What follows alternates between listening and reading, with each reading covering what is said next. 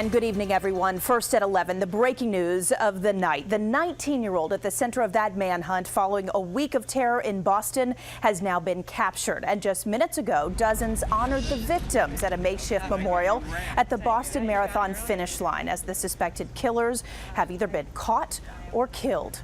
About 2 hours ago, 19-year-old Yochar Tsarnaev was pulled from a boat in Watertown just hours after that shootout that killed his brother, the suspected mastermind behind the attacks. Now, this video you're about to see is from shortly after Tsarnaev was placed into an ambulance, and the residents there in Watertown were just cheering police as this ordeal finally came to an end. And now investigators will try to learn what led to the attacks in the first place. ABC 7 has extensive team coverage beginning tonight with Richard Reeve monitoring the investigation live from our newsroom. Rich?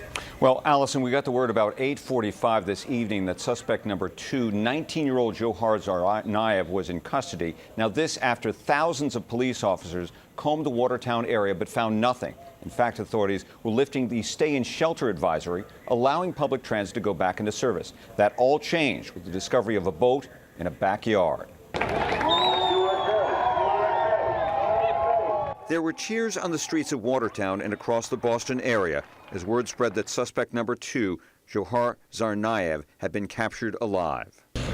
Excited and relieved. He's off the streets. He's on his way to the local hospital, I hear, and I'm just looking forward to listening to some answers in the following weeks. For a police officer, a young man starting a career at MIT, and a police officer with the MBTA who almost lost his life, and from neighborhoods that lived in fear for an entire day, we are eternally grateful for the outcome here tonight.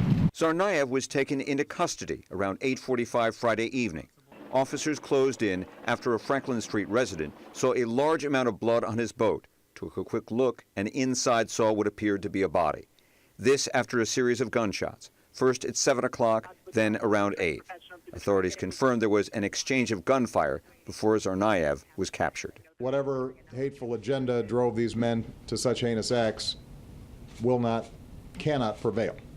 Whatever they thought they could ultimately achieve, they've already failed. They failed because the people of Boston refused to be intimidated. They failed because, as Americans, we refuse to be terrorized.